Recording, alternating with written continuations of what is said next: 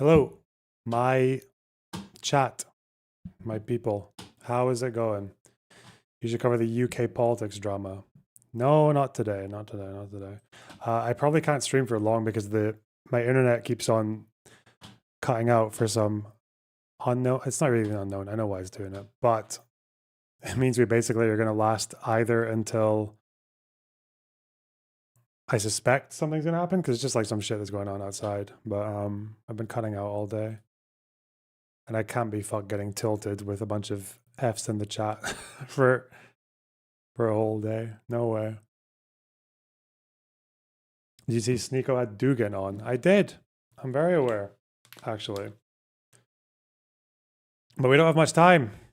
We don't have time for that nonsense. We have to do serious stuff. We have to do very serious memes. Like, do you think the ceasefire will hold? It's only supposed to last 10 days. I mean, can they hold for 10 days? Is that your question? Kier got a week at best. Is it that bad? What happened? Because of Mandelson.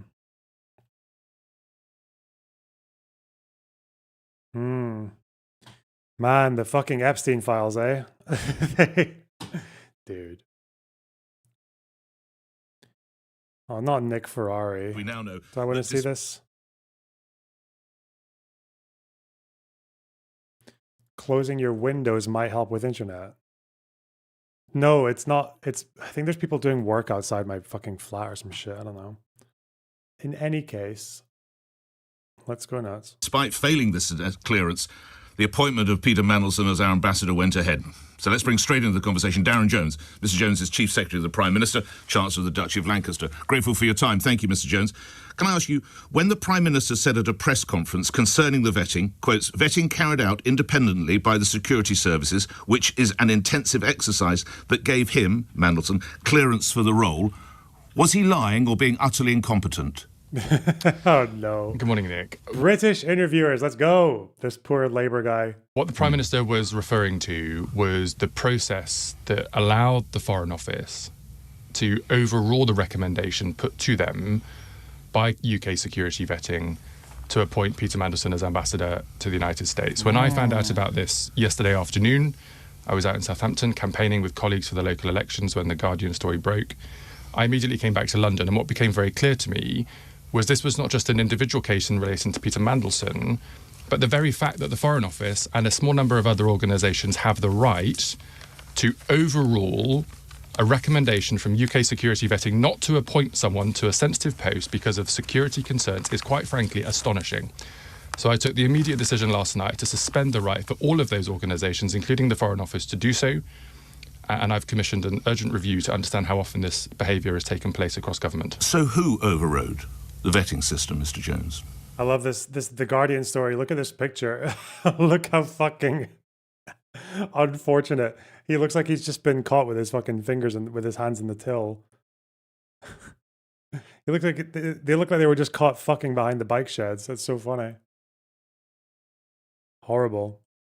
The Foreign Office had the right to overrule the recommendation put to it by UK security vetting not to appoint Peter Mandelson as ambassador. When the Foreign Office chose to overrule that advice, DV clearance, vetting clearance had been cleared, and Peter Mandelson was allowed to be appointed to the role. And you're asking the nation to believe all this went on blissful ignorance from the Prime Minister?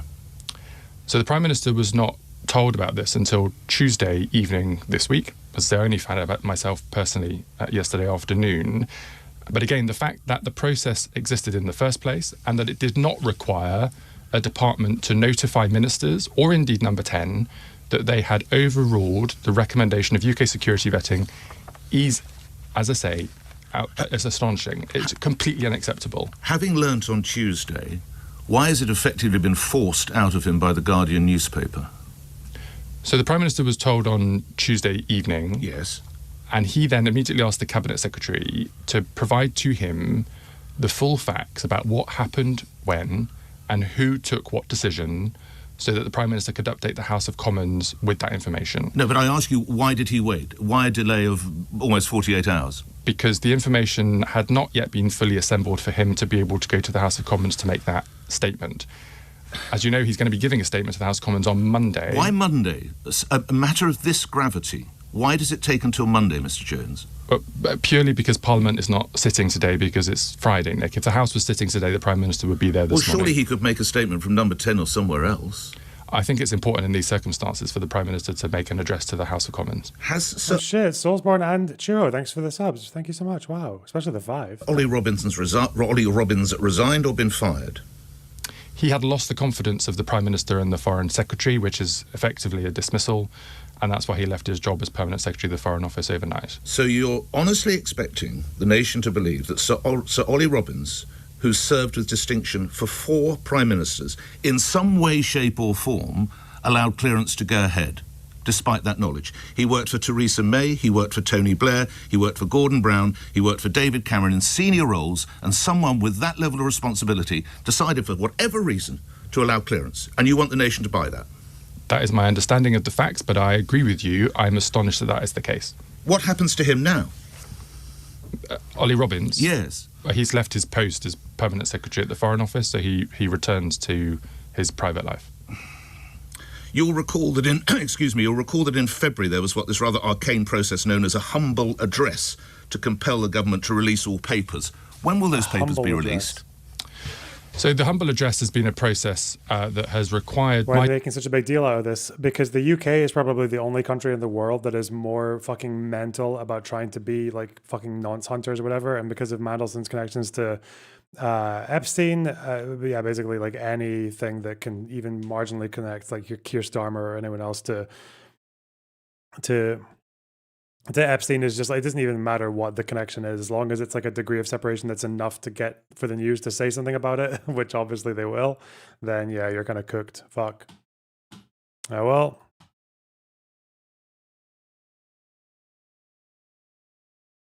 Why does this feel like a dad interrogating his son? British media, baby. Fuck that. I'm not interested. Don't care. I am very interested in this though. Post ceasefire, apparently the Strait of Hormuz is open. We'll see. Iran, Al Jazeera are funny. How Iran's Lego videos won the narrative war against Trump. The viral videos by Iranian creators, say analysts, are high quality though cheap and strike at fissures in US politics while rallying a world audience against America's long history of global wars and abuses. Is that what they're doing? Al Jazeera? I feel like the thing that is making the world rally against America is Trump's behavior. Like he's doing that single-handedly. Really, is it really Lego videos? Is that why NATO is starting to distance themselves from the United States? Is that why the European Union is starting to feel like they can't rely on the US anymore? Is that why it's so dumb? Is that why Greenland feels the way it does by the United States? This is man, they've done so many of these now.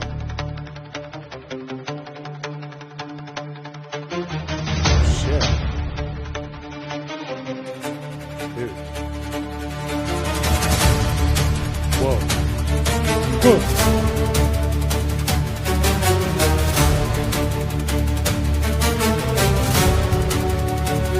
For Hiroshima and Nagasaki.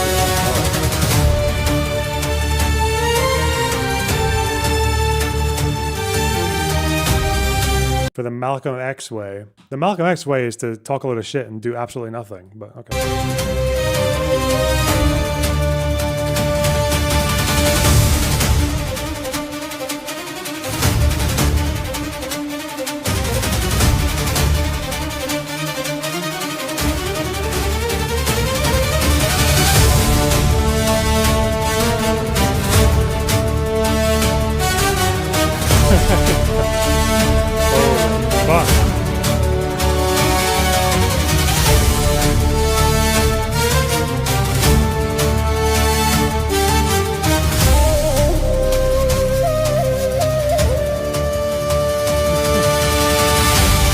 Is this even a Malcolm X quote? If you're neutral in a situation of injustice, you've chosen... I thought that was like Desmond Tutu or some shit. Is that... Wait, is that a Malcolm X quote? Hang on. Who said, if you are neutral in times of... Yeah, it's Desmond Tutu. It's not even Malcolm X, is it? It's South African. It's Archbishop Desmond Tutu. Okay. What? It goes so hard. Why is the fucking Titanic here, dude? Did Iran do that? Oh no.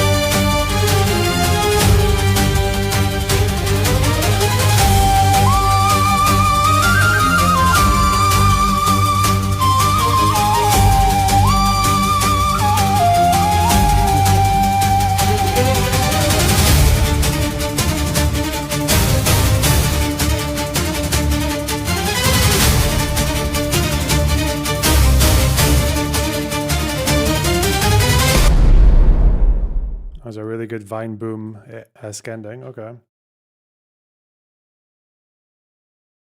Is this the same one? What are they even saying about this shit? Deep symbolism. The videos have ranged from somber stories reflecting deeply on Shia Muslim history to upbeat rap-style music videos, all set to motion in Lego-like brick figures and environments.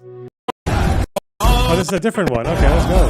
در آن طوفان پایانی در آن پایان طوفانی اگر که شاهنامه خوانده باشی خوب میدانی ته این ماجرا What's the context here? These are like Iran victory videos پایان from the war. رستم و دیوست از این پس یک هدف داریم و آن قلب تلاویب هیدر هیدر هیدر Oh my god, that's some American ball beatles. You skip? What the fuck? Why did it skip? Alright, go here. Okay.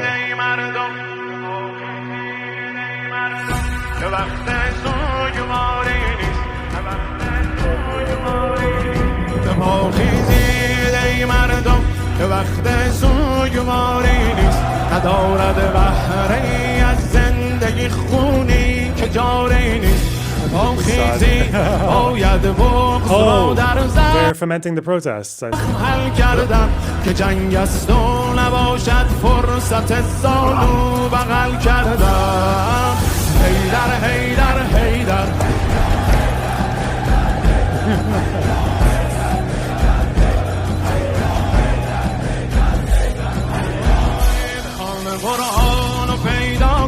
خدا را در به زلگاهش ببین نصر من الله هست و در انتنصر اللهش بگو با آن که در این بره حیران و هراسان است که پیروزی ایمان وعده قطعی قرآن است حیدر حیدر حیدر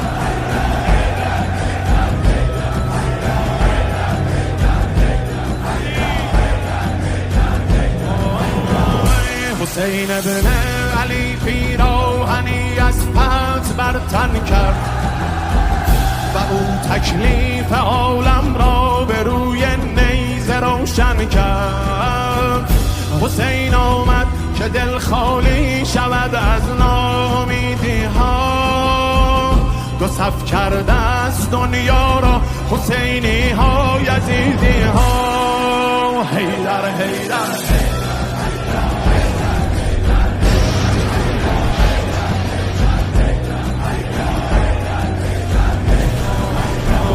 به نام نامی حیدر نبرد آغاز می گردد علی با ذوالفقار guess it's kind of like Braveheart, but for Shiites, right? Like, okay, I can identify. خود به خیبر باز می گردد William Wallace got fucked up in بگو فرعون را موسی به سوی نیل می آید علی با ذوالفقار خود به اسرائیل می حیدر حیدر حیدر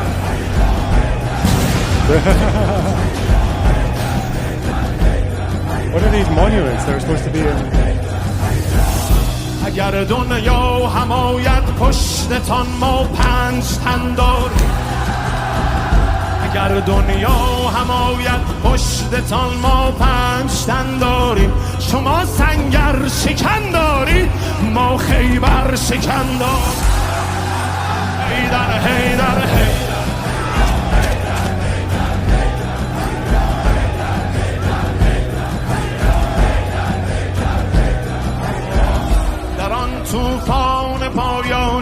در آن پایان طوفانی اگر که شاهنامه خوانده باشی خوب میدانی ته این ماجرا پایان رزم It's a real رستم pastiche of like every historical fucking heroes. It's not. How far away are we from the Islamic thing?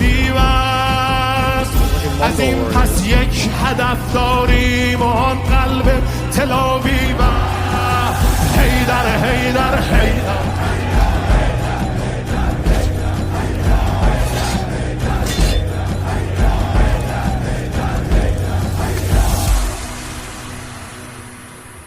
What audience is this for? Didn't Taylor Lorenz like dismiss some shit as like a Western AI slop and then tweeted out a Houthi video that was like 90% AI slop? I don't know, man. People are there must be some people who believe it. Al Jazeera are beefing it up a little bit as well. You know, big reputable news source, impartial. I call it Donald Trump. Oh no. And then the planes take off. Oh shit. And they get shot down because they shot down that plane. Dude.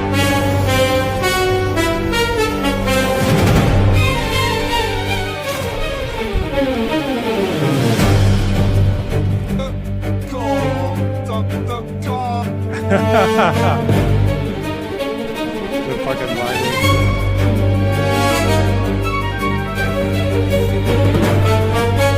Tune is absolutely slapping.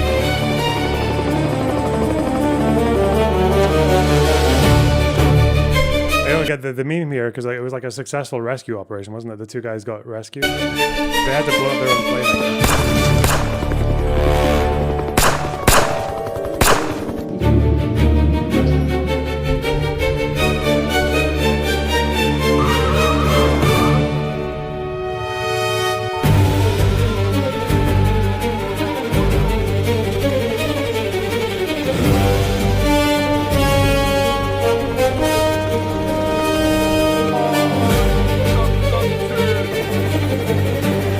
Love fucking molding Trump talking like a Sims character.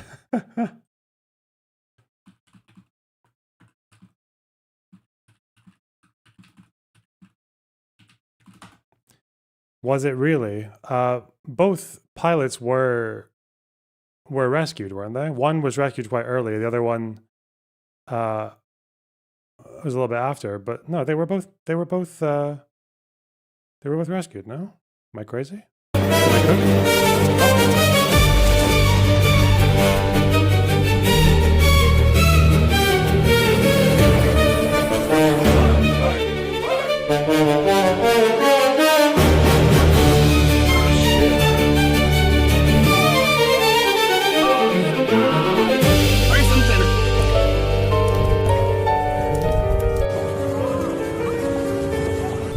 I totally believe Trump's story about the rescue for sure. Oh, okay, I see what you're saying. You're really retarded. Okay.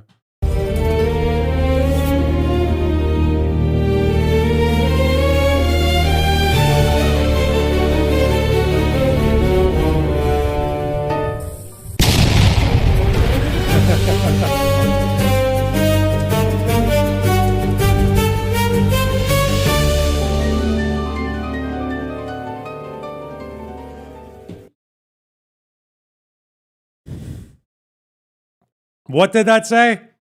Your soldiers will give themselves for Epstein's failed cause. Dude. They're cooking. But they convinced one person in this chat. So, fuck him. Oh, it's the same story. The plane's gonna get shot down. Oh, it's Lebanon. Okay. Fucking hell. What's the victory angle here?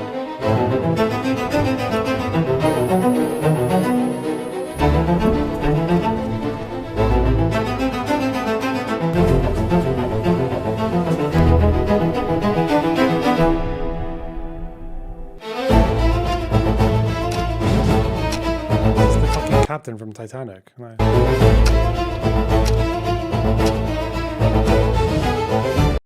A regret-inducing response. Okay. The Lebanese government have met with the Israelis and they've got a ceasefire for 10 days. And they both agree that Hezbollah needs to go. That's quite interesting. None of these look like Lego. Yeah? Especially, well, when they have the hands, like this is normal Lego hands, but when they have fingers in the hands, that's kind of weird. That's quite jarring that they would do that to Lego. Ooh. Fuck knows, man.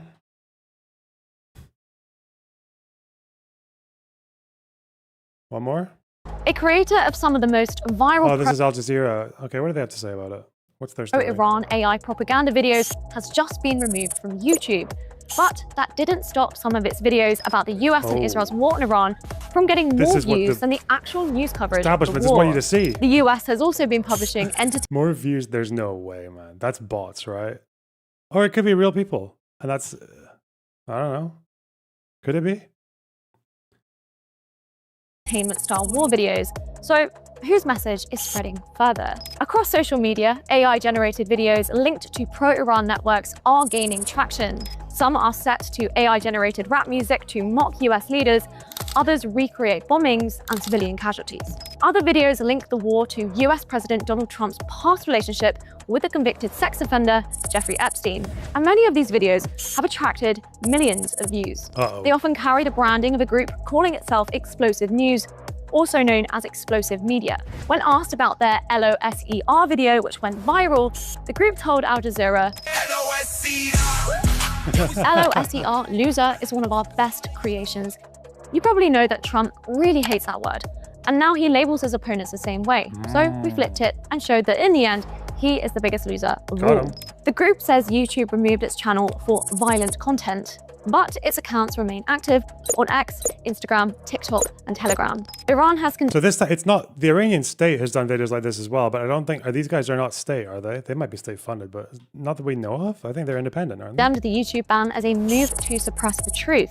Now, the group had previously described itself as independent, but in a recent interview with the BBC, one of its creators acknowledged the Iranian government is a customer. They've also been promoted by Russian state media and circulated widely among Western audiences. A viral AI video from Chinese state media also shows Iran as Persian cats fighting a dominant American eagle. In it, the eagle controls resources and kills the cat's leader, reinforcing Beijing's long-standing narrative that the US is a powerful country willing to use force, but one whose global influence is being challenged. Since the start of the US-Israeli war on Iran, Washington helped normalize this kind of digital war propaganda. The White House has also produced entertainment-style war videos, mixing real airstrikes with video games and Hollywood imagery.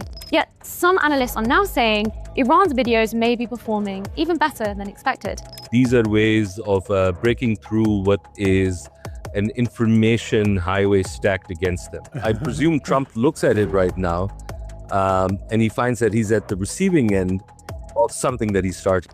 It's so weird. It's kind of like if we were in the fucking 30s and 40s and Lord Haw Haw was actually like really popular and having influence.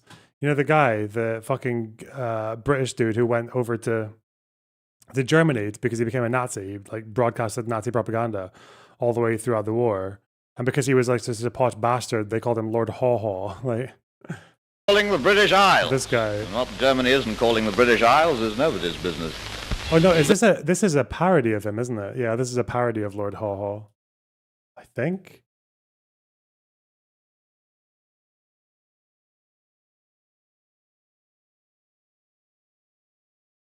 This is Lord Haw Haw, spelt with a hyphen, of Hamburg, Gießen, and DJA. Hello, you bounders. Here is the news, the nasty news. The best one, no, this is a parody of him, but he was broadcasting like anti-British, anti-Allies stuff all the way throughout the war. And then in 1945, when the Germans were about to surrender, or they already had, he did his last broadcast where he's just like shit-faced and really upset. Yeah, this was actually calling. Germany calling. That was it, Germany calling. Here are the Reichsender ambush. Station Bremen and Station DXB on the 31-meter band. Receiving I am talking to you about Germany. That is a concept that many of you may have failed to understand. Let me tell you that in Germany there still remains the spirit of unity and the spirit of strength. Let me tell you that here we have a united people who are modest in their wishes. They are not imperialists. They don't want to take what doesn't belong to them. All they want is to live their own simple lives, undisturbed by outside influences. I can remember when I cast my memory back to 1932 and 1931. I can remember how... What happened to him? He was executed for treason. The last person in the UK to ever be executed for treason. He was hanged. Everything that could be done to stimulate the hatred of England against Germany was done. I ask you to remember that in 1939, in August, the only question was that of bringing Danzig back to the Reich. No more and no less. What a small problem that was in comparison with those that confront us today. Surely, if only They just wanted a wee bit of had Poland. the common sense to agree that the German people of Danzig should go back to the Reich, then we might have had peace. Now I say to you, my English listeners, the trouble is Obviously, like, this guy was a national disgrace, right? And people made fun of him, and they made little skits making fun of him. And he just, yeah, he he died a miserable fucking loser. But I don't know. Maybe if he made Lego videos, he'd have been dandy. Food is so This is short like a in British England fucking- that in order to prevent losing, it's being packed into balloons and sent up into the air out of reach. Was he taken seriously back then, or did everyone make fun of him? He was not taken seriously in the UK to any measure. I doubt you'd have had English-speaking fucking stories from Al Jazeera. Which raises a new question. Is Iran now beating the US at its own propaganda game? Damn. Well, I guess they are good at propaganda. That you. Although I do wonder, like, how many. It's weird. It's weird to think that, like, to say that Iran's winning a propaganda game when all they have to do is just let Trump speak. They just need to let Trump say things. That's not really fair, is it? They just sit there and allow Trump to bash himself and all of his allies and his entire country.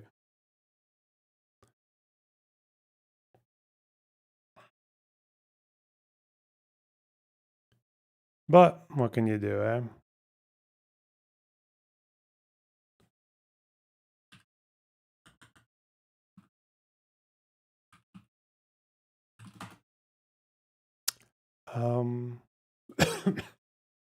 This is breaking news as of not that long ago.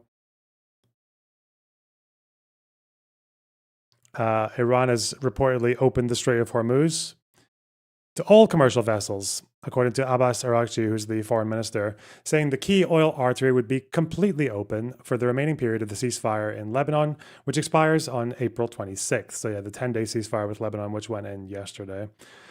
In response, Trump thanked the Islamic Republic, but insisted the U.S. Navy blockade of ships entering or leaving Iranian ports would remain in place. The naval blockade will remain in full force and effect as it pertains to Iran only, until such time as our transaction with Iran is 100% complete. It's only 10 days. Remember, the ceasefire deal officially is between Israel and the Lebanese government. The only thing is, the Lebanese government's not fighting with Israel. Israel's fighting with Hezbollah. Hezbollah did say that they will accept the ceasefire and that for the 10 days, and they want people to return home and all that shit. But at the end of the day, it's probably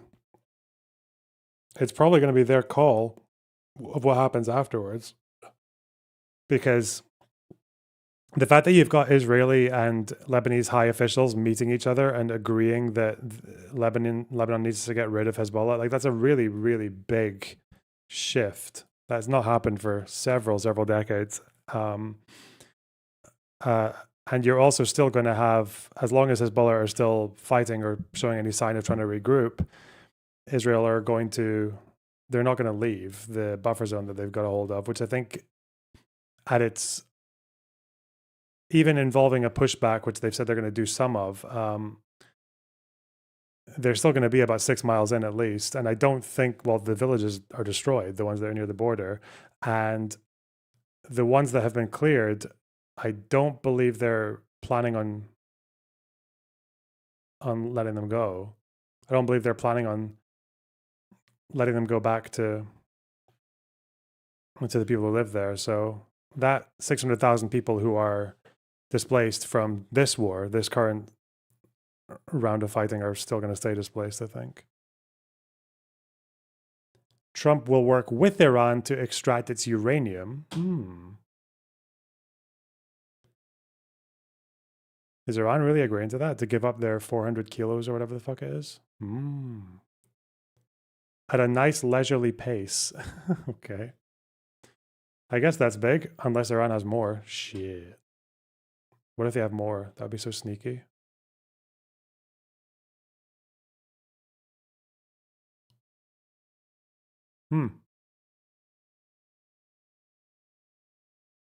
User, thanks for 10 bucks. Another loner stream? Quit spoiling us. We might start getting big expectations. Yeah, Face sorry. with monocle emoji.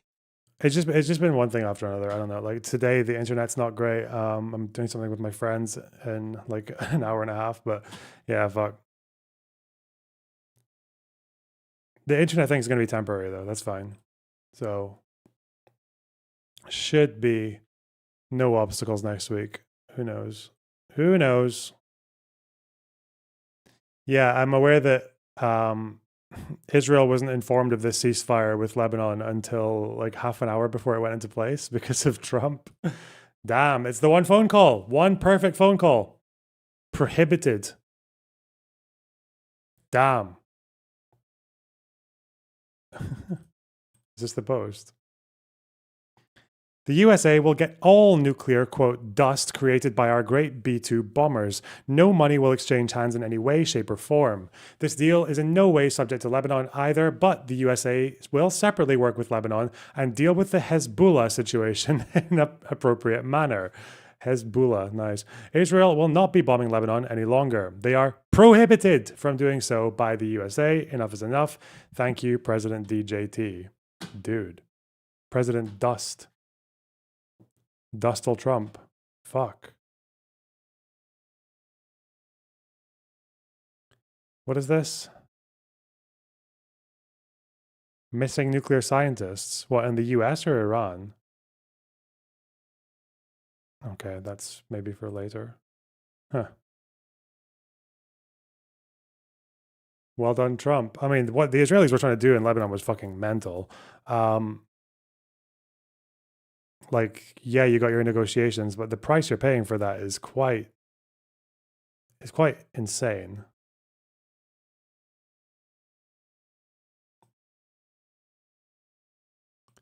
Yeah, this is the Preston update as well. Removing sea mines, Israel prohibited, yep. This is a bit sketch because I think the way that they mentioned this was that they said it wouldn't use the strait as a weapon, but also that they were going to do it for as long as the ceasefire with Lebanon stays in place. But the ceasefire with Lebanon, Trump is saying prohibited, never again and everything, but it's only 10 days. They've only got a 10-day ceasefire, and it's not even between Israel and Hezbollah. It's between Israel and the government, who they aren't fighting anyway. Are you finally convinced that he's the rightful owner of the FIFA Peace Prize? Yeah. Have been for ages, man. Not a single doubt in my mind for a great leader. Oh, shit.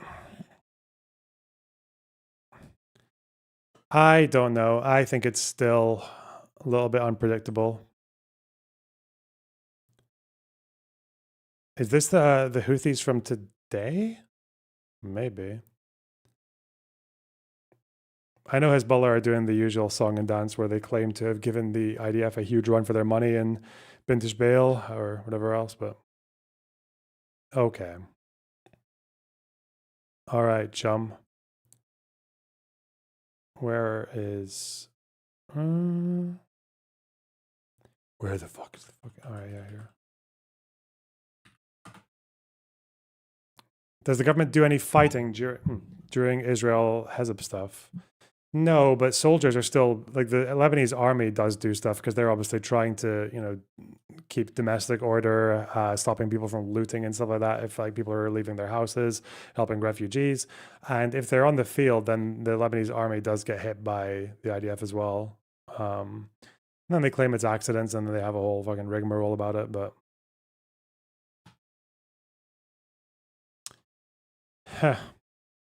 where is this?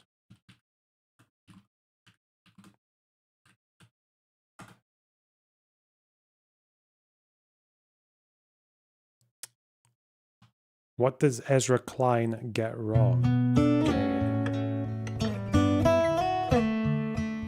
Lots and lots of our followers, listeners, viewers have asked me to respond to the video by Ezra Klein of the New York Times. The video that talks about a one-state reality in Israel from the river to the sea, in the West Bank, in Gaza, apparently also in South Lebanon. And so many asked that I went and took a look, even though I don't like homework. I was hoping to find something that would justify the level of anxiety that it caused among people who love Israel, and also challenge Israel to actually have to respond seriously. I'm somebody who thinks that Israel owes answers. Oh, are people suggesting this is to do with like Iranian operations maybe? You know, that there are 10 missing nuclear scientists. That actually is big news, isn't it? The fuck? Huh. Dead and missing. Huh. I mean, are people assuming that it's Iranian sleeper cells or something? Because I mean, they did say that they were going to activate people in the West. It would make sense for them to respond by going after nuclear research. I don't know. To people who live under its military rule for generations. I talk about it all the time. I talk about it to the point where I annoy a lot of my Israeli friends and neighbors. And I didn't find that. What did I find? Ezra Klein makes the argument that from the river to the sea was a chanted by student protesters, anti-Israel protesters. And he said there was this debate about what it means. And he quotes somebody screaming it's genocidal. And he quotes another person saying, no, it just means from the river to the sea, everybody will be free. From the river to the sea, Palestine will be free is a translation of the Arabic, which reads, from the river to the sea, Palestine will be Arab, not Palestine will be free. And it's essentially... I mean, there are Arabic chants for both free and Arab, but... essentially a quote of the Hamas charter. But let's pretend like it has no history, and let's pretend like whatever an American college student is told it means is the only thing it could possibly mean. But his point then goes on to say that from the river to the sea, there is actually one reality, and that one reality is massive Israeli power. And then I started paying attention, because from the river to the sea, there really is, by and large, with the exception of the Hamas-controlled parts of Gaza, a single serious power. The Palestinian... Which one rhymes in Arabic? I'm pretty sure they both rhyme. I know the Arab one is, what is it? Min al-Maya, lil-Maya, Palestine, Arabiya, that's from water to water. Palestine is Arab, but I don't know the other one, so I don't know. But authority rules some pieces of the West Bank, but only a fraction of what is even given to it under the Oslo Accords. And Israel has to step into all those vacuums, and the argument is that Israel creates those vacuums, deliberately undermines the Palestinian Authority. There are forces in the Israeli government and Israeli politics, forces that have the deciding vote in the current coalition. I just published a piece in the Free Press about the extreme edge of the settlement movement that has turned massively violent, that is terroristic in purpose and intent that we have to look at it and take it very seriously. It doesn't take 10,000 terror attacks to have a terroristic effect on a society. Who knows that on this earth more than Israelis? And so the fact that there are several hundred Israelis taking part in violence against Palestinians is something that the Israeli state has to crack down on and will pay a terrible cost for. I want to say this right out of the gate. I believe in adulthood. If you behave a certain way, you pay the costs of that behavior. And people who refuse to take responsibility, who let extremists run policy instead of sober, serious people, will pay that cost. And I will pay that cost right alongside my countrymen if they fail at this. And so far they are, in my belief, and I publish it and say it in conservative media outlets, not just liberal ones. And I thought Ezra Klein was joining the conversation about Israel's deep failure to give serious answers to Palestinians. And then I watched the video and I discovered that he wasn't joining that conversation, because to join... Dave Gunner, thanks for the 28. Any thoughts on China reportedly sending man-pads to Iran as well as intel? Is that how you say that? Whatever. Alongside Russian intelligence, seems like they are more emboldened. I don't know. I feel like with Iran, the Chinese have been a bit more hands-off than Russia, but we do know that Iran uses like a lot of Chinese surveillance technology when they go after their own people, and it's a lot of, because it's surveillance technology that's been tried and tested by the CCP and especially in Xinjiang. So I know that much, but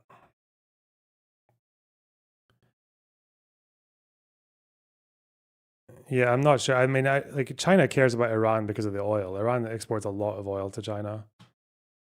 And just, one more strategic partner in the area. Join that conversation. I don't think they care enough to help them seriously, compared to what they could offer. You have to acknowledge a few things. For example, an Israeli withdrawal from the West Bank will definitely, absolutely, unquestionably, and for 2 generations at least, mean a Hamas takeover of the West Bank. And a Hamas takeover of the West Bank will definitely, unquestionably, 90% of Israelis believe it, whether you think it or not, doesn't matter. The fact that 90% of Israelis believe it is the operative reality on the ground that you have to grapple with. Will mean that Hamas will launch the Gaza-style war from a territory 16 times larger than Gaza that cuts Israel down to 9 miles wide in the middle and is the mountains overlooking all of their population centers. In other words, Palestinians can't afford a Hamas takeover of the West Bank, much, much more than Israelis can't afford it. If that's not part of your conversation about what Israel needs to be doing right now in the West Bank, if tackling Palestinian politics isn't part of the conversation, the PA is not an answer to this problem, because the PA is hated among Palestinians. Mahmoud Abbas has single-digit support among Palestinians, not because he's a kleptocratic, corrupt governor of his people. He is those things. That's not why they hate him. Hamas is also corrupt. He's hated because he doesn't engage in Hamas-style brutality. The desire to hurt and kill and remove... It's not entirely... That's a bit... That's quite reductive of the way you would see Palestinians in the West Bank. That's not the only... That's probably not even the main reason. The thing with Abbas is that Abbas has been there for God knows how long, and he doesn't really do all that much aggressively towards Israel. He cooperates with Israel on most issues, but what do they get for it? They get like PA wage freezes and income freezes for several years after following October 7th. They get settler violence. They get settler expansion. So they hate Abbas as well, because his approach, which is very anti-Hamas and is very anti-terrorism against Israel, like it doesn't really get them anything. It doesn't really get them anything in exchange. So they see him as someone who collaborates with the occupation. That's what they see. It's not because of the Hamas thing. It's because of, I would say, and ultimately expel all Israelis is a majority view among Palestinians. And if you don't have an answer or even a serious acknowledgement of this problem, then it's not that you're not engaging with Netanyahu on what to do with the future of the world. You're not engaging with the Israeli left that wants a pullout from the West Bank, that wants separation, that doesn't want to rule Palestinians, whatever the heck that means. Hey, Sans, thanks for the $5. It is strange that man pads and women pads are 2 completely different things. True. Lana, thanks for the £5. And Talenzo, thanks for the $5. The sad part is this stuff probably works for a lot of Westerners. What, the Iranian stuff? I don't know. Is that possible? I don't know. It worked on Taylor Lorenz when the Houthis did it, so maybe. Also, Davor. What, Maiden? I have no idea what that name is. Thanks for €2. Appreciate it. You are not. Well done for the goal, guys. I'll do another one. I'll do another quick one. Again, it's going to be a really short stream. I'm going to have to go soon, but we'll do one more of these. Let's go. Part of the only conversation that matters. You want to cut aid to Israel? Cut aid to Israel. You want to have senators vote not to sell Israel weapons or bulldozers? Salamat, as they say in Arabic. Enjoy. You're not relevant to the future of Palestinians if you're not talking seriously about the deep problem of Palestinian politics that has not gone away and is not going away. Deep. And it is Everything's nowhere deep to to be this guy, man. found What the fuck? in Ezra Klein's discourse on the one-state reality. Some of the commenters, I should say, actually chastised Ezra Klein, the pro-Palestinian commenters, because he does mention there that Israel does have the right to respond to Hamas and Hezbollah. He only says it in order to say, but the children of Lebanon, the children No, they don't. What of the Gaza fuck? aren't Hamas and Hezbollah. He's right, of course. Hamas and Hezbollah's one strategy is to bury every asset they have under the children. Again, you can then say, therefore you're not allowed to fight them. That's a legitimate point, but you can't deny the point that that's where they put every asset they have. So that's, again, a kind of sop, a kind of cop-out, a kind of refusal to actually have a conversation. The religiously coded violence, the mass rates of anti-Semitism, not anti-Zionism, not anti-Israel, but rabid, conspiratorial, anti-Jewish feeling in Palestinian society driven by Muslim Brotherhood ideology and reified in some of the Islamic movements in Palestinian society, including Hamas, but not only Hamas, preceded the occupation of 1967 by decades. And so there's actually a serious question here of what Palestinian politics... Isn't this the guy pro-Israel / expand? He's definitely pro-Israel. He's like a Times of Israel fucking editor-in-chief or something, or he was. Expansionist, I don't know. I'm pretty sure for the West Bank he believes in some kind of like a Palestinian Jordanian confederation. I'm guessing that means that Palestine would give up, like, I think that usually means that Palestine would give up the first series of like hilltops that overlook Israel, like, which is what, like a mile in or 2 miles into the border. But yeah, I don't know if he's like pro-expansionist and beyond that, not that I'm aware of.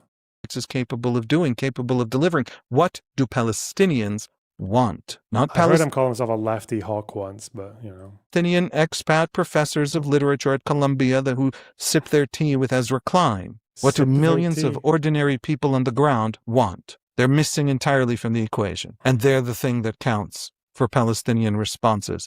And the perception of what they want among Israelis, among ordinary Israelis, is the most important factor for Israeli political behavior and for Israeli choices. And so it's a refusal to engage with the conversation. The one-state reality he's talking about, namely military rule in the West Bank over Palestinians, is an Israeli moral debt. But if you want to talk about anything beyond that literal sentence, you get into the political realities that nothing I have ever heard from Ezra Klein or seen him write about has ever seriously dealt with or grappled with or acknowledged. Or in other words, he's talking about himself. He's talking about his feelings. He's talking about his social milieu. He's talking about what he thinks he needs to say for his socialized anti-Zionist bordering on anti-Semitic, because it's so utterly ahistorical and so utterly refusing to actually grapple seriously with the history that put the Jews there. Real Israelis and real Palestinians were not at all in his piece. And then he came to Lebanon, and then I was really flummoxed. He argued that Israel invaded Lebanon, totally without context. Israel has displaced 1 million people and decided that 600,000 won't be allowed to return to their homes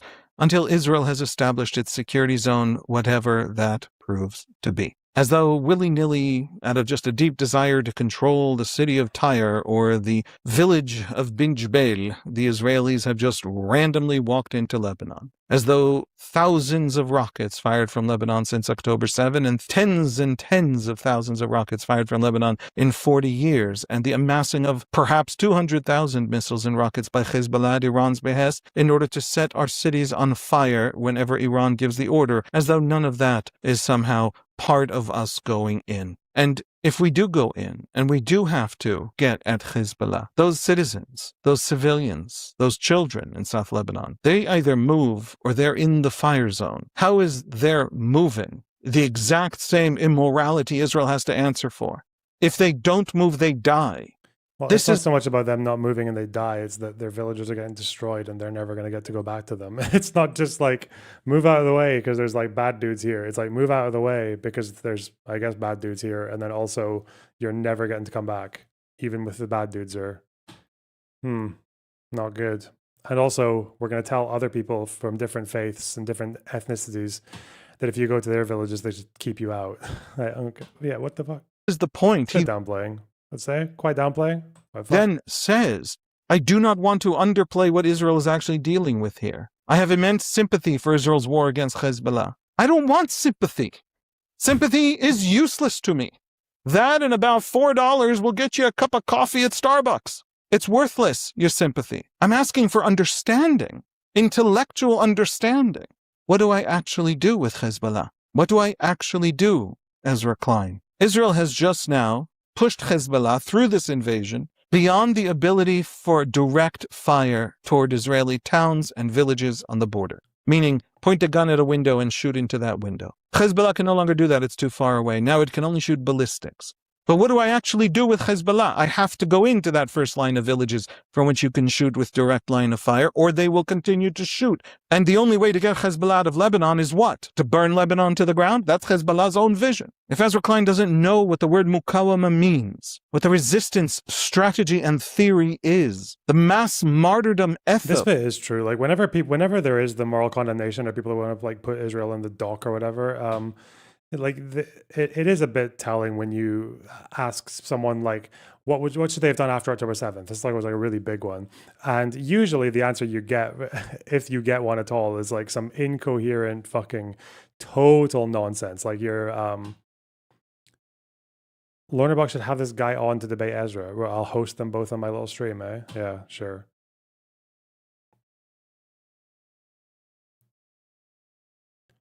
But yeah, there's no serious answer to that question. And when they do try to answer it, it's fucking retarded. Like Hassan or was it Vadim and all those people trying to answer that question, like they have nothing. Same with like Hezbollah. Like I oppose what Israel's doing right now in Lebanon, but for me to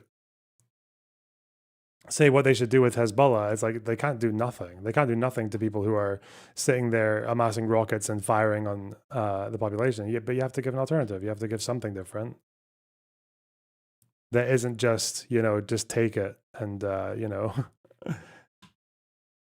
remember, just remember that you're a bunch of settlers when you get bombed, have some humility.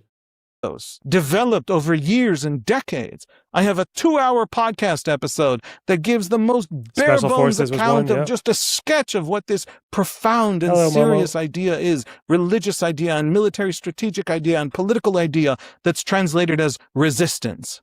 It's so much more than just the English word resistance. And Hezbollah is the apotheosis of the mukawama. Hezbollah is absolutely committed to the total and complete destruction of Lebanon on the altar of the destruction of Israel for the redemption of Islam. And because of the competition between Shia and Sunni, and it gets very big and complicated, they're real people living in a huge, complicated, sophisticated world, of which the New York literati commenting on the morality of the Israelis knows literally nothing. Please.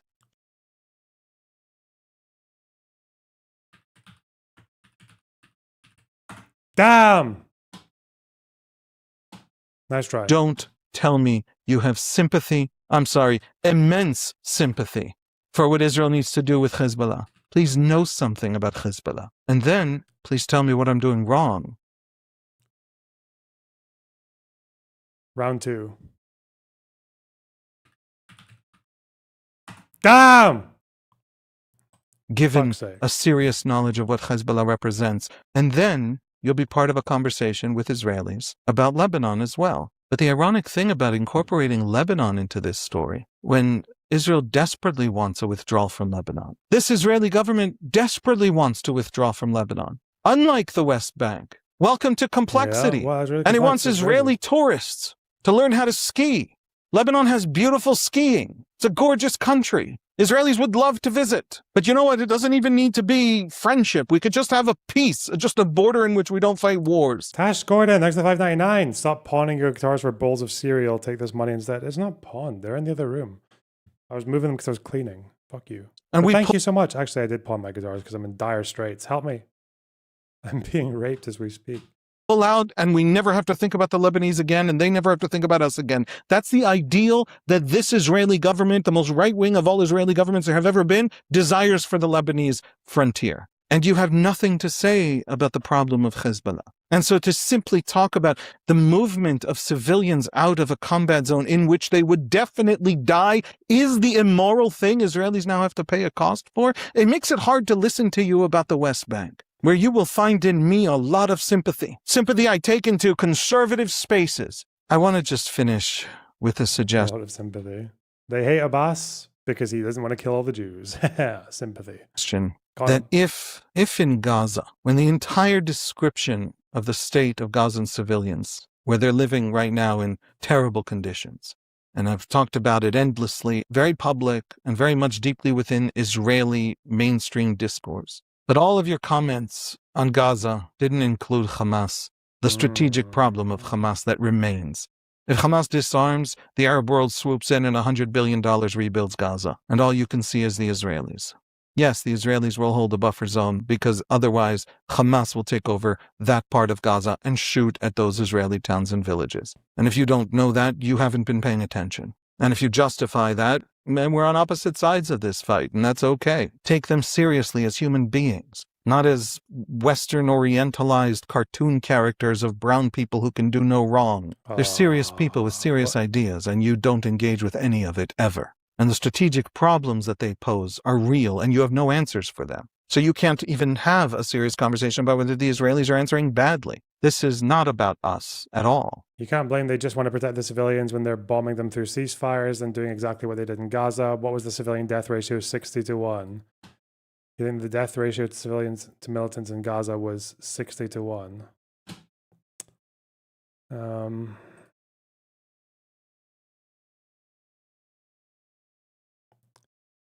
right. It's not about the Lebanese, and it's not about the Gazans. Not And sure where therefore, that maybe it's calculation not comes from, even but- about the Palestinians living under Israeli military rule and control for generations. Maybe it's just about you. When the progressives do to Israel everything they fantasize about doing to Israel, cutting the aid, cutting... So when... Since October 7th, they've only killed like less than 1,200 Hamas dudes, Hamas fighters. Those guys must be fucking made of absolute steel, bro. It's huge if it turns out to be true. Even just the sale of military equipment. What are these numbers, man? 1,000 October 7th. And yeah. Full-on sanctions, and nothing changes on the ground? Maybe then you'll notice that you've just been talking to yourself. Let's hope that the great intellectual minds of the New York Times somehow, someday, maybe just out of sheer morbid curiosity, actually come to learn this place, and then begin to actually have conversations with the people who live here instead of just conversations about their own morality, using us as characters in that morality play. As the Talmud likes to say, go and learn. Thanks for listening. Okay. I mean, we'll say like 70% true, kind of, maybe, type shit. Huh.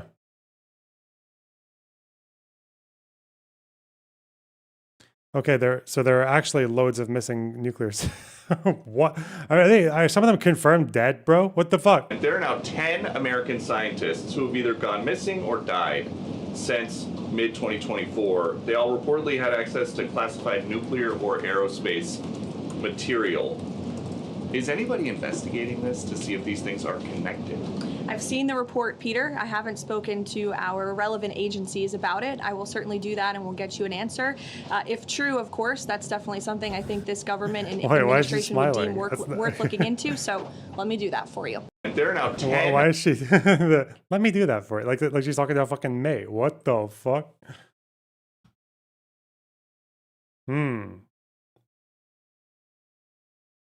That was kind of like she thought she was asking a different question. Like she was being asked about fucking like the tax rates on ice cream or something. Not that there are 10 American scientists who have gone missing or died since mid-2024. What the fuck? Is this what Grok is saying? No public cause of death, no public cause. Vanished while hiking. It's odd circumstances. Left without wallet, keys, and personal items. What the fuck, man? It's not true if you dig into all of it. Oh. Okay.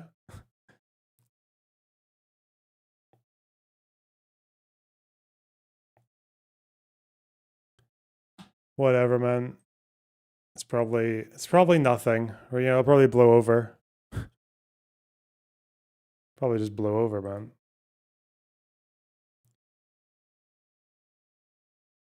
Thousands of Lebanese try to head home after the Israel-Lebanon truce. They're trying to head home. The IDF have still said they're going to stay in the at least 6 miles into the country, which is where that's a lot of villages. Like a lot of these villages are less than 1 mile away from the border or on the border. So, yeah, there's gonna be a lot of people who I don't know if they're just gonna return and they're just gonna be soldiers there, like saying no.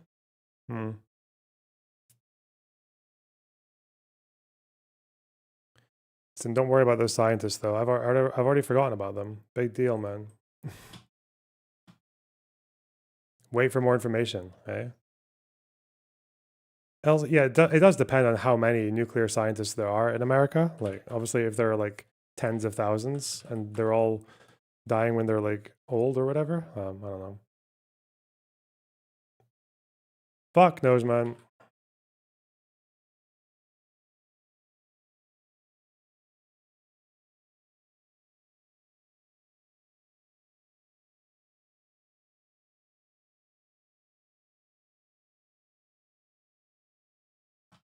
Under international Here's law. Morgan. Number one, just some fact checks. The UN Security Council resolution is binding under international law. The Reagan administration voted for it, and you've never followed it. You proudly say you haven't signed the NPT. People watching at home will laugh their heads off. You're basically saying, because we didn't sign an international treaty, we don't have to follow international law. So then why doesn't Iran just pull out of the NPT? Why doesn't everyone just pull out of the NPT and do what Israel did? You say Israel reserves the right to defend itself. That old chestnut. No other country in the Middle East is allowed to defend itself. Israel is the country that bombed, count them, 6 countries in the Middle East last year. I can't think of a single country on planet Earth, aside from the US and Israel, that bombed half a dozen countries in the calendar year 2025. That is your country that you're... So they've had rockets they've had attacks on themselves coming from, is he counting Palestine as a country there? But if you are Palestine, Yemen, Lebanon, Iran, Syria... Interestingly, before Assad fell, there were attacks coming into Israel from Syria. Where's his 6th one there? Am I missing a really obvious one? Yemen, Lebanon, Syria, Iran. I guess there were strikes that came in from, what do you call it, from Iraq. But has Israel bombed Iraq that much? Have they bombed Iraq since... Has Israel been bombing Iraq since October? Hey. They probably have struck at Qatar.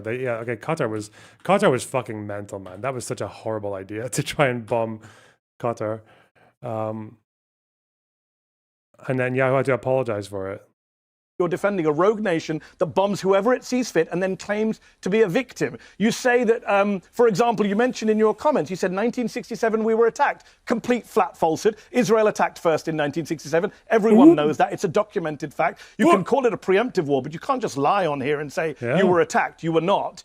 You said that Iran pioneered the use of terrorism in the Middle East. Actually, that was the Zionist gangs. That was the Stern Gang and the Irgun who blew up British diplomats, bombed the King David Hotel.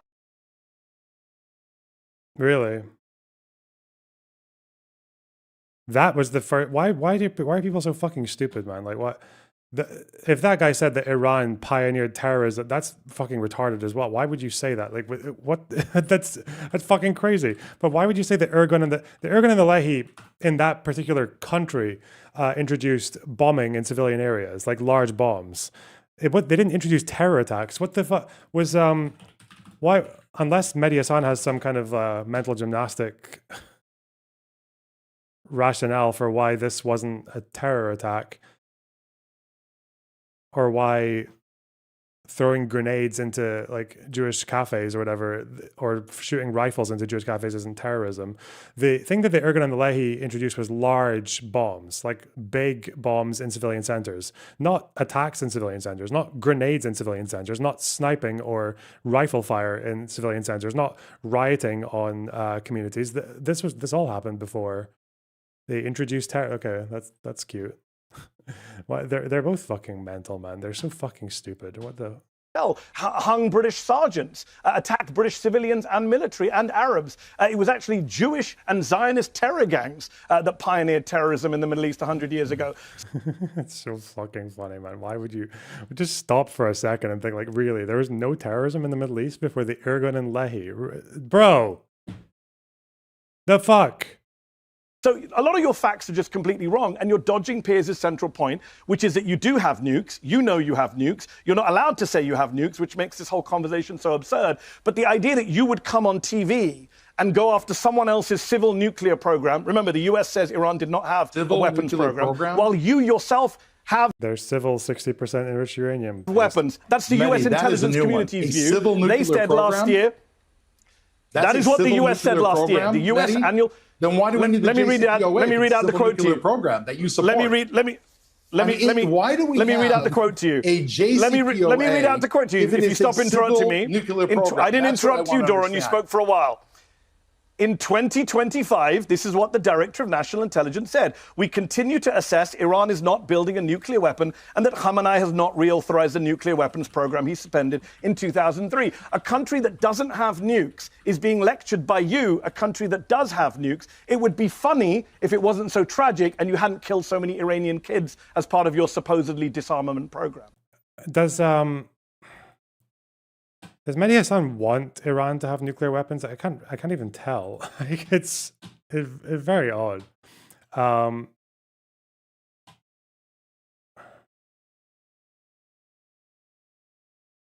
Also, is he talking about an intelligence report or is he talking about a particular spokesperson? I don't.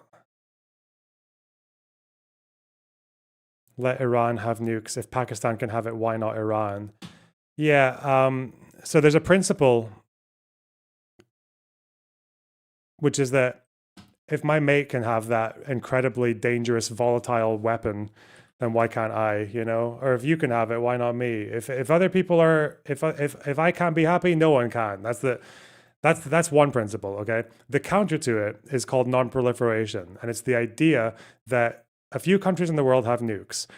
Each and every one of these countries has a non-zero chance that they will succumb to some crazy fascist dictatorship, that they will go completely run amok, and that they will decide that they want to expand for imperial or nationalistic or whatever desires.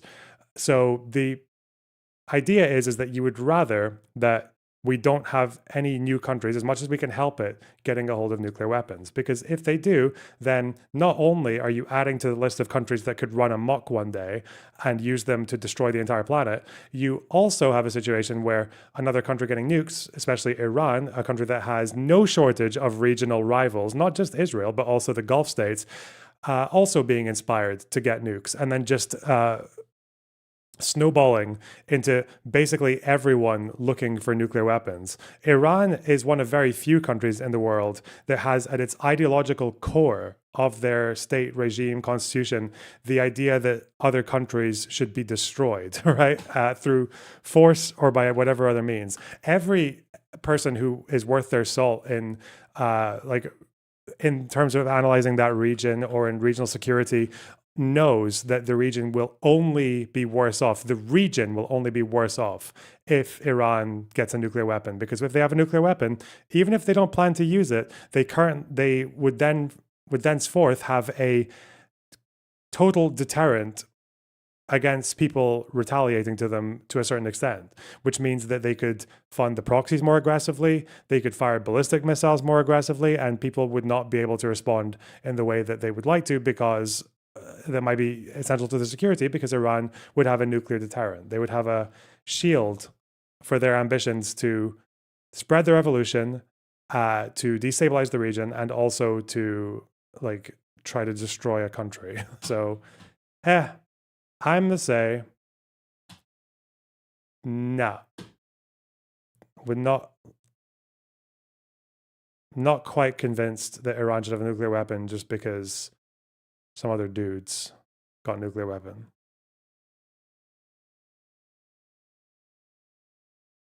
It's already destabilized. Oh, okay. Okay.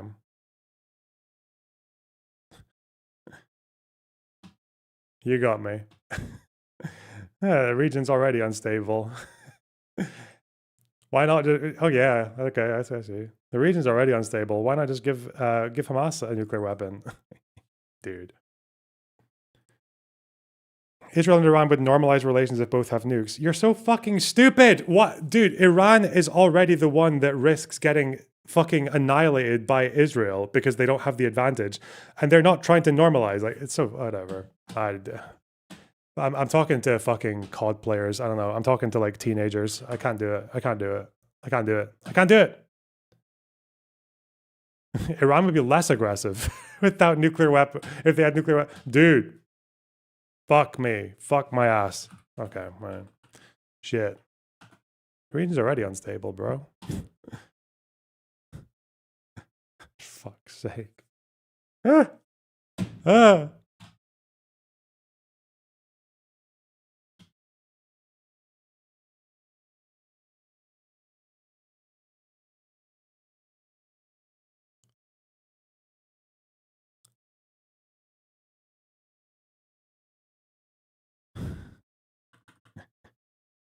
We've already eaten one bite of shit. Fuck me, man. Stop. Stop. Don't fuck with me.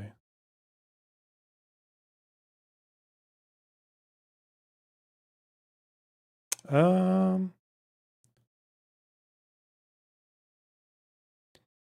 India and Pakistan normalized? Pretty sure they still fight like quite a lot. And it's always quite scary when they do because they both have nuclear weapons. Oh, Joseph Aoun is going to address the Lebanese people at 8 p.m. tonight. Okay. That'll be fun. You're getting rage baited. Yeah, well, happens to the best of us and to me.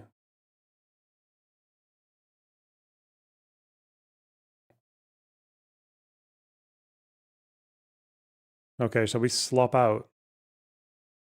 I guess that's what we're doing anyway. Ezra Klein video on Palestine-Israel. Yeah, maybe. New Pavlu tweet worth looking at. What? No, wait. Where the...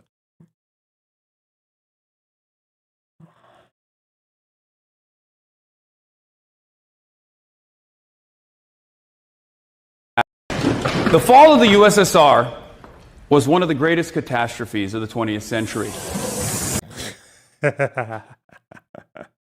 Dude. Okay. Good start. Without further ado, it's a good intro clip. It's slop o'clock.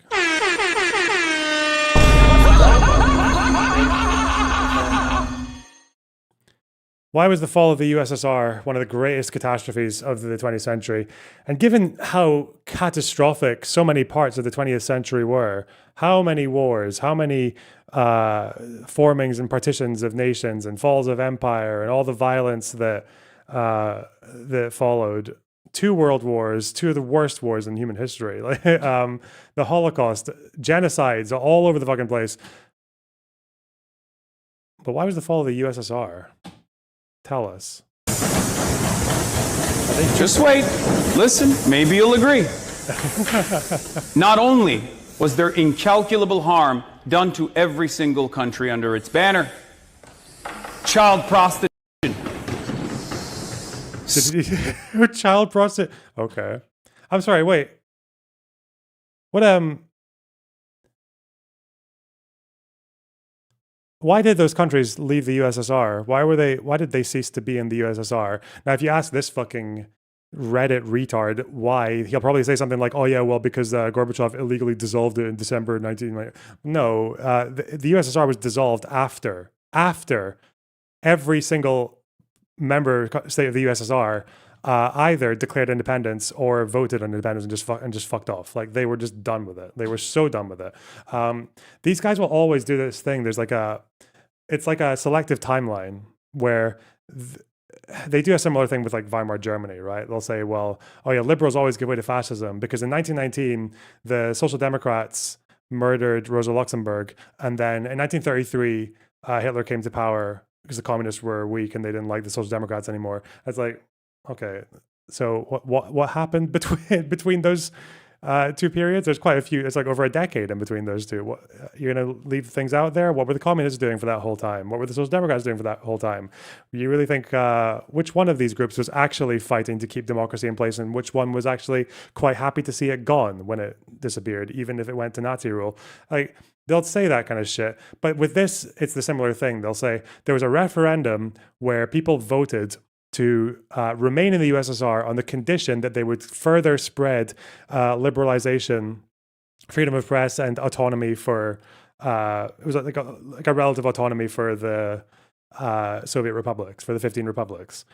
But after that referendum, the reforms did not come through.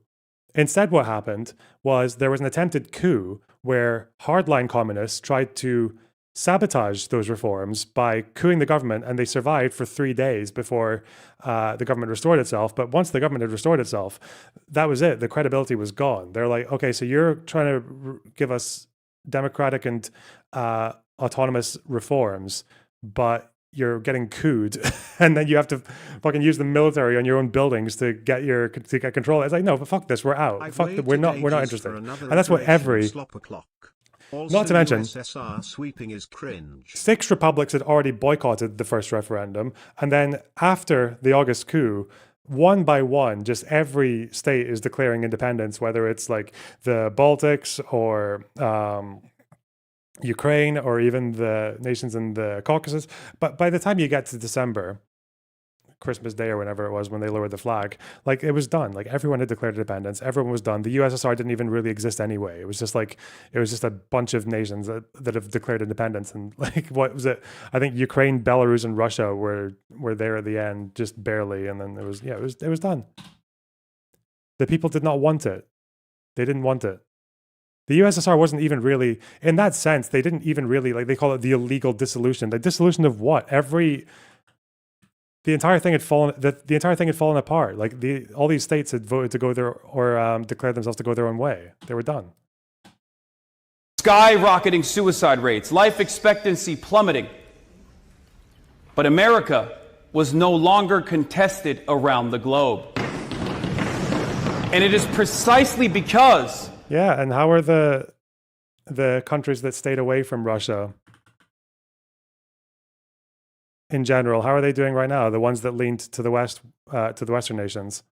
How's life expectancy looking in those countries now? How is the economy looking in those countries now? How are they feeling about the former USSR now? Like, they don't want to go back. They fucking despise Russia, which was the center of the USSR.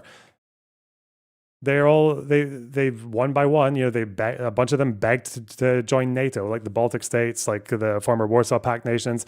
They begged one by one to join NATO. They begged to join the EU. They're happy to be in the EU. I don't know, fuck. Of the end to that multipolarity that we saw accelerated neoliberalism that is devastating every Western nation right now. Unlimited and unchecked greed. Yeah. God damn it. The USSR collapsed, and then suddenly the poor Baltic states were subjected to unlimited greed.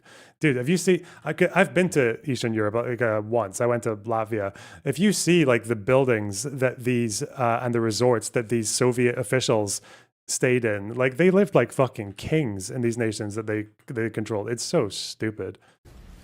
Our successes are leading to our own demise and the demise and collapse of the liberal system.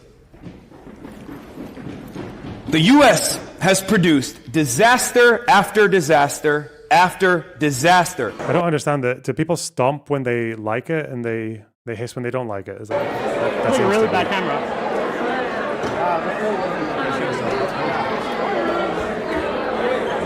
Bro really just said. Thanks. Nice to meet you. The fall of the USSR. It's so funny, man. Thank you so much. Thank you so much for coming. I really liked your speech, and thank you. it kept me sane. Communist parties are allowed to run in each and every one of these former Soviet republics, right? Like they can run and they can relive the glory days of the USSR if they really want to. I wonder why none of them do. I wonder why communism is such an extra, double, triple, quadruple dirty word in these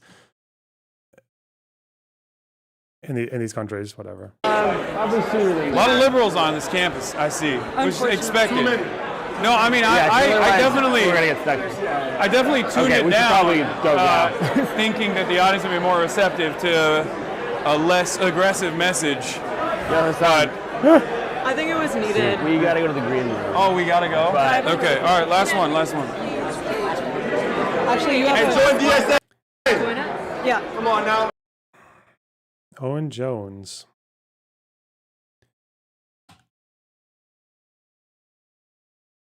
He's talking about the fucking of Russia after the Soviet. Again, it's interesting that we talk about Russia and not the countries that were, because remember, people talk about the USSR being like a family of republics. What Russia was the center of it, okay? And like Russian national chauvinism was a big feature of it. Like it was, the center was in Moscow and all this shit. Like it was.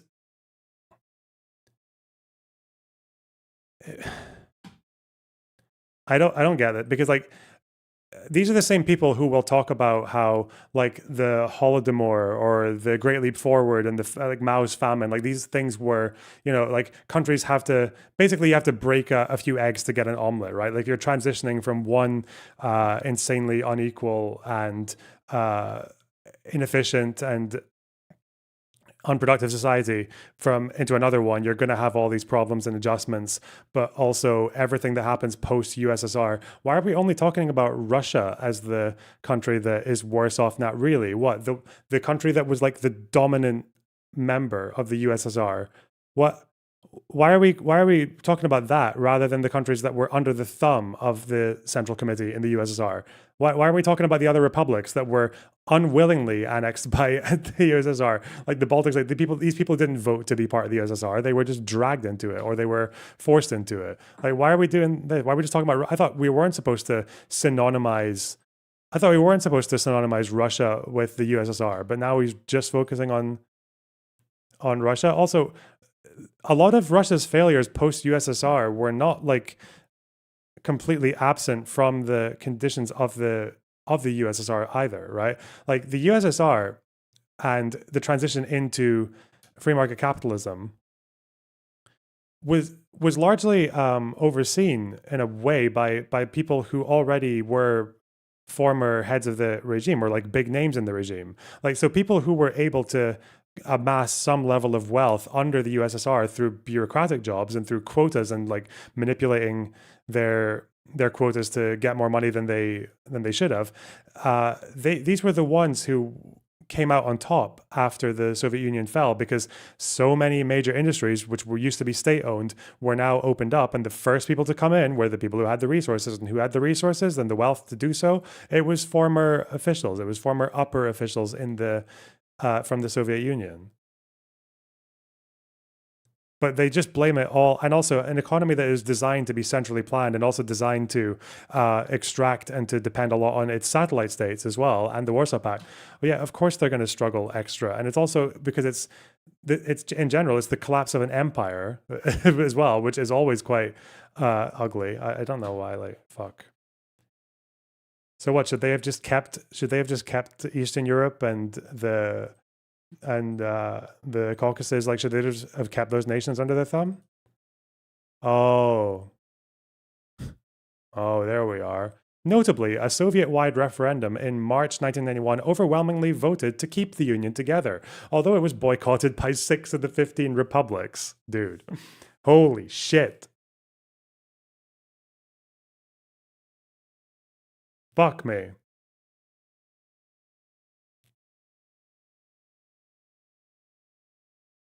The fall of the West. What? Why does the history end here?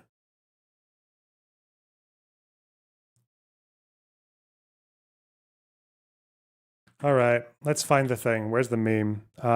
USSR exit republic referendums. Now Is it guys, referenda, don't we would say. misunderstand me, but the fall of Imperial Japan was bad for the whole world. 2 nukes were dropped and an honorable culture was ruined by America. But remember, he's just a lib like us. Smiley face emoji.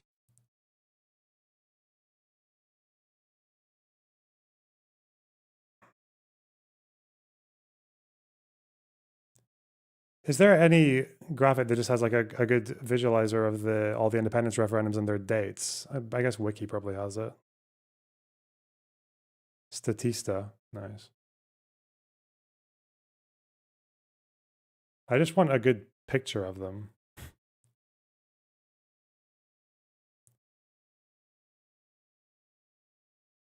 Not Statista. Ugh.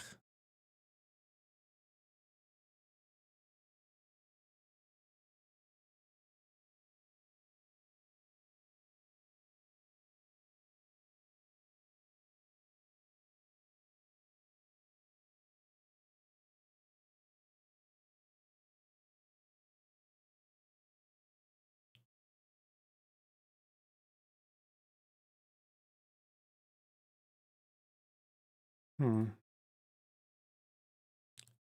I just want a fucking list of them. What the hell? Let's just see. Follow.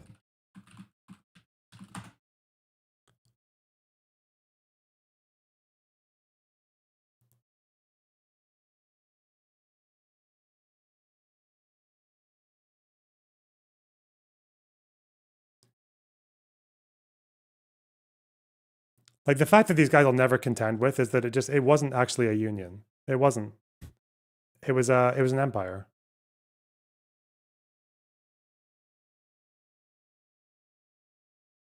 Vineboom. This list is too fucking big, bro.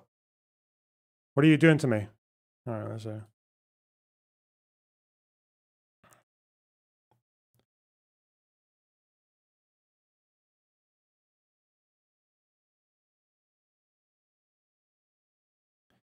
This has got all the fucking like the Tajik and the Abkhaz SSRs as well, but I want the one that's just got the list of countries. I thought this was quite easy to find, though. Like the list of countries declaring independence from the USSR and their dates. Chronology of declarations? Is it called the Parade of Sovereignties? Oh, these are the Union Republics. Okay, here we go.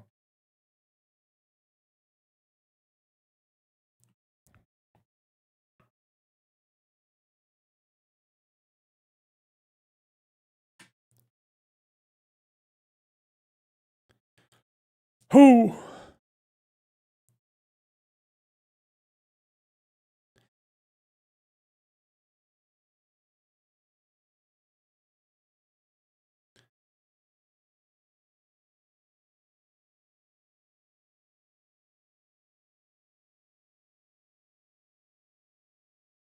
Why are we talking about Putin? Why are we talking about Putin and the invasion of Ukraine as a reason that the fall of the USSR is a catastrophe? It's so stupid, man.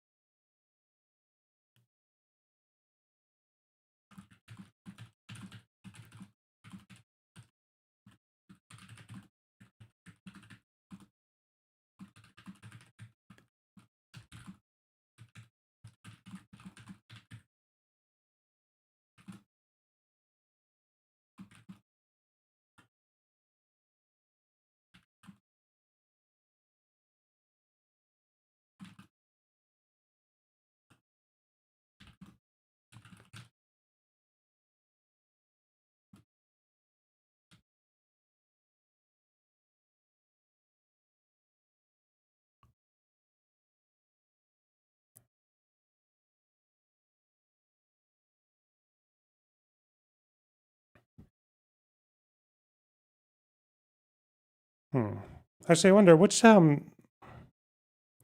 proportion of these countries are now democracies. Estonia, Lithuania, Latvia.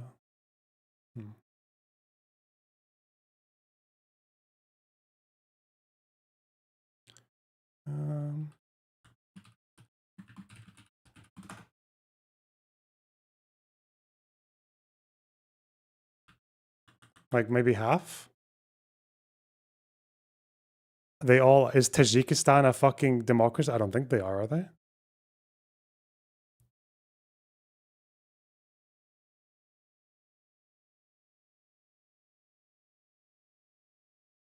Only Belarus. Only Belarus is a democracy.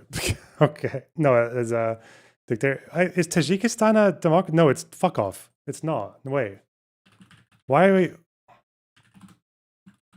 am I even asking that question? It's not a democracy. No, it's a fucking madly authoritarian. Yeah.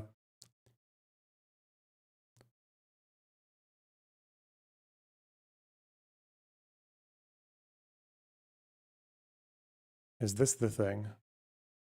Oh. Oh, this is telling you what they're... Okay. Okay.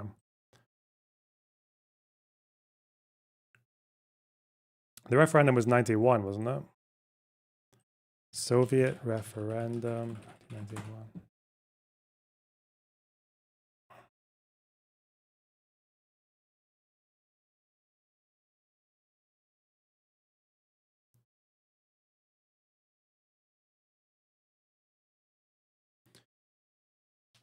Georgia and...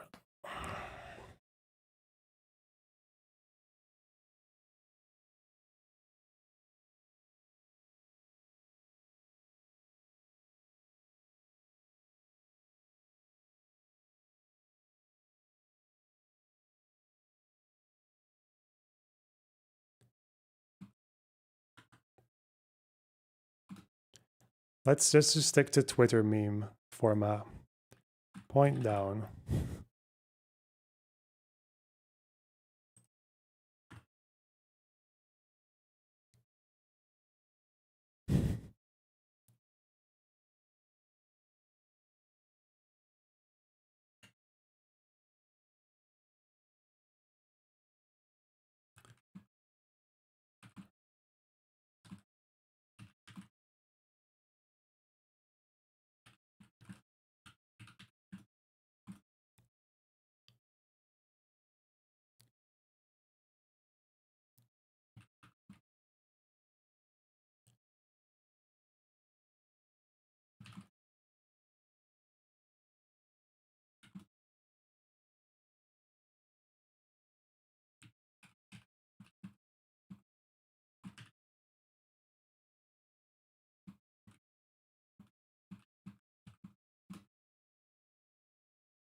Is Kyrgyzstan a democracy? No.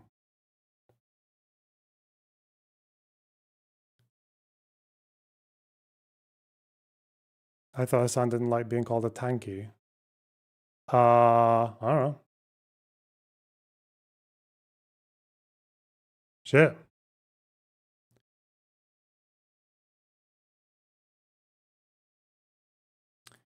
Noah Smith pasted a graph of the post. Oh yeah, the post life expectancy thing is so fucking dumb. It's like things got worse before they got better. I mean, it's also not to mention that the Soviet Union was already in crisis when it collapsed. Like it's not like it was like, yeah, we're all good. It was more like, oh shit, things are bad, dissolve, oh, and then back. Yeah, whatever. Whatever, bro.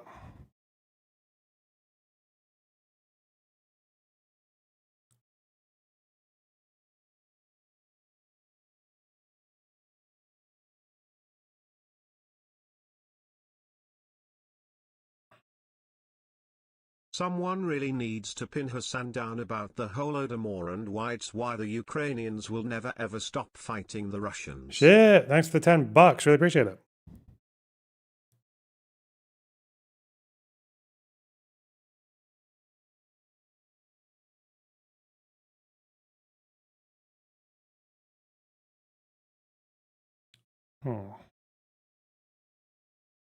The Soviet Union should reform, actually. Yeah, well.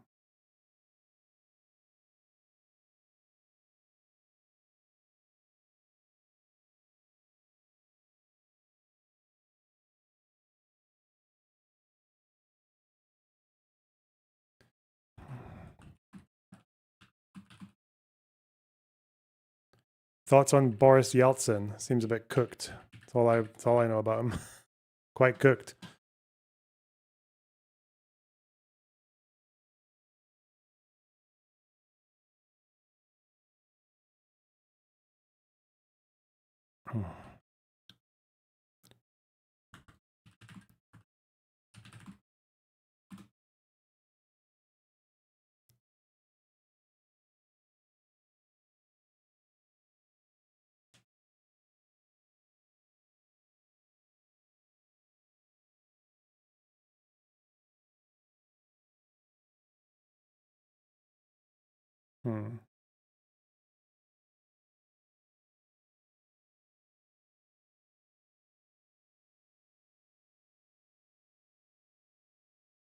I'm not dumb enough to call Soviet Russia communist.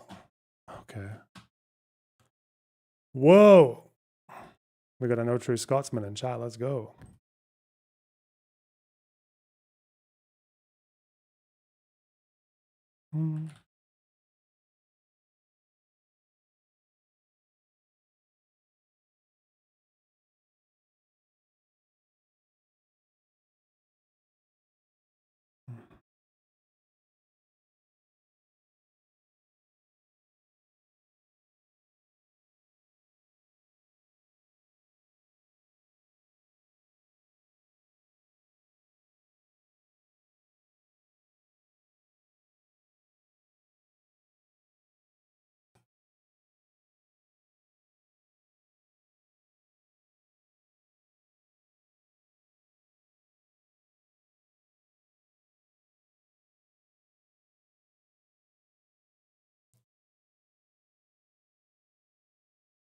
Any debates coming up aside Andrew Wilson?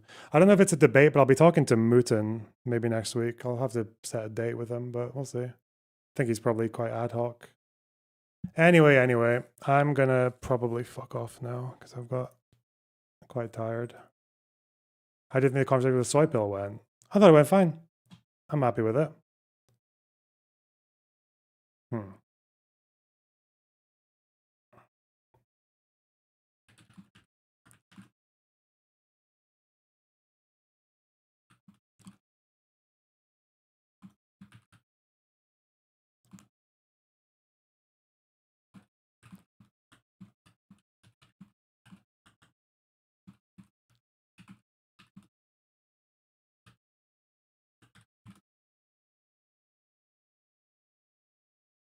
All right.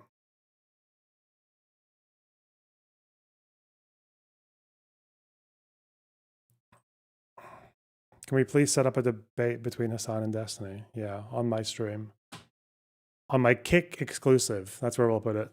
All right. Shit. I need to go. You want to raid Kalinda? Let's do it then. Fine.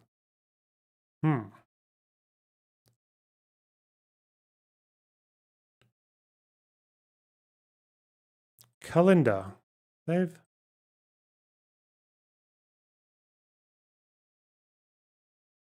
All right. Thanks for the super chats and the gifties, everyone. Take care. Have a good day. I will see you when I see you. Bye-bye.